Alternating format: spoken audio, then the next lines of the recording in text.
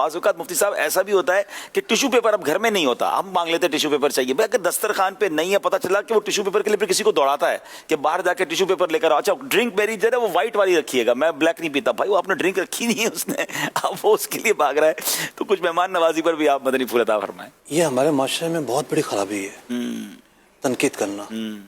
یعنی میزبان بھی تنقید کرے گا اور مہمان بھی کرے گا. اللہ اکبر. ایک تو یہ سنت کے خلاف ہے, ٹھیک ہے, اس سے فاصلے پیدا ہوتے ہیں. صحیح. اور فاصلے پیدا ہونے کے ساتھ ساتھ جو بچے ساتھ جاتے ہیں وہ وہی رنگ اپناتے ہیں. بالکل یہی انہوں نے کہا کہ تربیت ہو رہی نا, وہی رنگ اپناتے ہیں. تو ایک مہمان اور میزبان کا واقعہ ہے. نبی مکرم صلی اللہ تعالیٰ علیہ وسلم حضرت ابو الہیثم رضی اللہ تعالیٰ عنہ ان کے ہاں تشریف لے گئے. ماشاءاللہ. وہ اٹھے اور بڑھے کہ جانور ذبح کرو. پیارے آقا علیہ السلام نے فرمایا دودھ والا جانور ذبح نہ کرنا. تو محدثین نے لکھا کہ اس کی ایک وجہ یہ ہو سکتی تھی کہ ان کے بچے چھوٹے ہوں میزبان کے. ظاہر بات ہے پہلے باڑے تو ہوتے نہیں تھے, جو لوگوں نے گھروں میں دودھ والا جانور رکھا ہوتا تھا اسی سے دودھ پورا ہو رہا ہوتا تھا.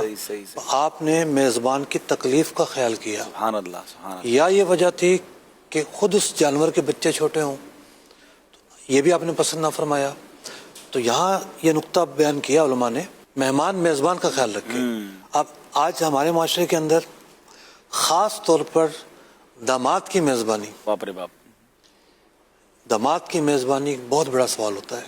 میں ایک طلاق کا فتویٰ چیک کیا میں نے نا پرسوں, تو بچے کی ولادت ہوئی, باپ گیا ہسپتال میں, ہاسپٹل میں. وہ ہمارے یہاں بہت ساری فیملیز میں یہ ہوتا ہے کہ پہلا بچہ جناب نانی کے یہاں پیدا ہوتا ہے. گیا, بچے کو دیکھ کر واپس آ گیا.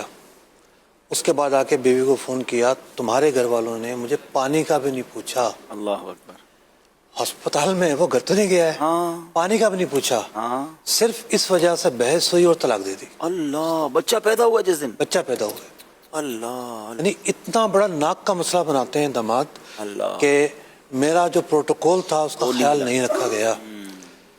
تو ضبط ہونی چاہیے. سب یہ تو اتنا بڑا آپ نے ایشو ڈسکس کر لیا. مجھے یاد ہے کہ ہمارے یہاں بھی ہمارے یہاں ہمارا جو کلچر ہے خاص طور پہ ہماری کمیونٹی میں, تو مجھے یاد ہے کہ ایک جگہ دعوت تھی تو دو بندے الگ رکھے گئے تھے رشتہ داروں میں سے, تمہارا کوئی اور کام نہیں, ہمارے داماد کو تم نے کھانا دینا ہے, اس کو ٹائم پہ ہر چیز دینا, وہ ناراض ہو کے نہیں جانا چاہیے. تو ایسے داماد کے بارے میں آپ کیا کہیں گے جو اتنی بڑی ٹینشن بنا ہوا سسرال کے لیے؟ اصل میں ایک گڑیا بنا ہوا ہے.